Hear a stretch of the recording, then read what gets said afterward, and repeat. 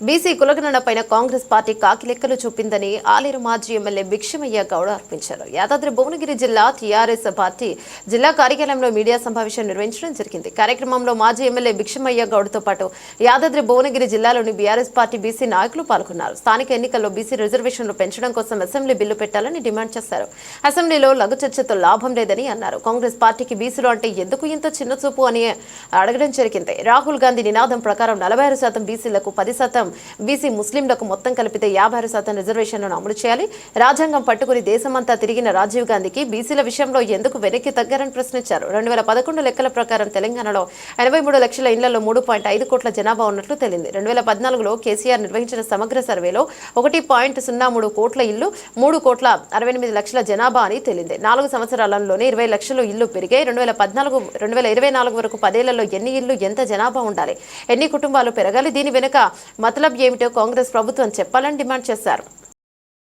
50% ఇచ్చినప్పుడు ఈ రాష్ట్రంలో మార్కెట్ కమిటీలకు రిజర్వేషన్ ఇచ్చింది బీఆర్ఎస్ పార్టీ.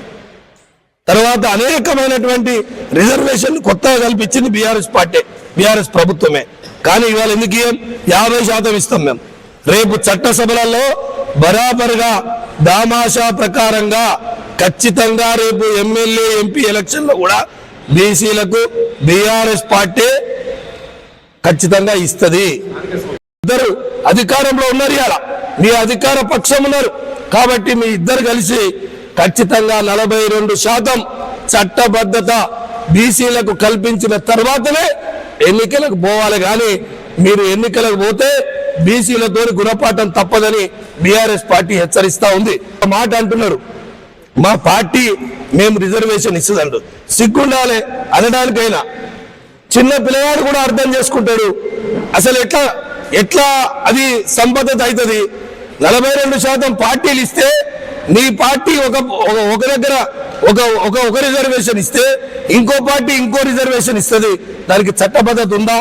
దాంట్లో ఎవరైనా ఎక్కడైనా పోటీ చేసుకోవచ్చు అనేదే కదా. దానికి మళ్ళీ ఇప్పుడు ఏదైతే నేను అసెంబ్లీలో చెప్పినా మా పార్టీ పరంగా ఇస్తా అన్నది శుద్ధ అబద్ధం. దాన్ని మోసం చేయటమే. కాబట్టి మోసాన్ని ఖచ్చితంగా బీఆర్ఎస్ పార్టీ ఎప్పటికప్పుడు కులగణ సర్వే అప్పుడు మేము అనేక సందర్భాల్లో గుర్తు చేసినాం, మా నాయకులు గుర్తు చేసిర్రు. తర్వాత కులగణ సర్వే చేస్తున్నప్పుడు కూడా ఈ 56 ప్రశ్నలు ఎందుకు వేస్తారని అడిగినాం. దాని తర్వాత మరి మేము దీనికి చట్టబద్ధత లేదు బీసీ కమిషన్ కంటే మా బీసీ సంఘాలతో కలిపి చేస్తే డెడికేషన్ కమిషన్ వేసారు. దానికి కూడా చట్టబద్ధత ఉందా? డెడికేషన్ కమిషన్ ద్వారా ఎక్కడన్నా తిరిగి చేసిండ్రా? ఒక మంత్రి అంటాడు కుక్కలు ఎగబట్టి చీరు అంటాడు. అసలు కుక్కలు ఎగబట్టి చేయడానికి దీనికి ఏమైనా సంబంధం ఉందా? కనీసం మీరు కులగణకు వచ్చింది ఎక్కడ? ఆ కులగణన చేసినటువంటి సర్వే రిపోర్ట్లు చెత్త కుప్పలలో దొరుకుతా ఉన్నాయి. అంటే ఎక్కడికక్కడ అవి అసంబద్ధతగా పడినటువంటి అవి చూస్తే గ్రామాల బీఆర్ఎస్ పార్టీ పిలుపునిస్తా ఉంది. ఈ యాదాద్రి భువనగిరి జిల్లాలో ప్రతి గ్రామంలో ఖచ్చితంగా బీఆర్ఎస్ పార్టీ కార్యకర్తలు ప్రజలకు విన్నవిస్తారు. ప్రతి మండలంలో విన్నవిస్తాం. 42% చట్టబద్ధత బీసీలకు కల్పించి రిజర్వేషన్ పెట్టిన తర్వాతనే ఎలక్షన్లు పెట్టాలి. స్థానిక సంస్థలు మోసం చేసి పెడితే బీసీలకు ఖచ్చితంగా మోసం జరుగుతుంది.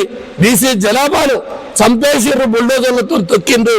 దానికి ఖచ్చితంగా రేవంత్ రెడ్డి బీసీలకు క్షమాపణ చెప్పి మళ్ళీ రీసర్వే చేయించి ఎలక్షన్లు పెట్టాలని చెప్పి మేము కోరుతా ఉన్నాం.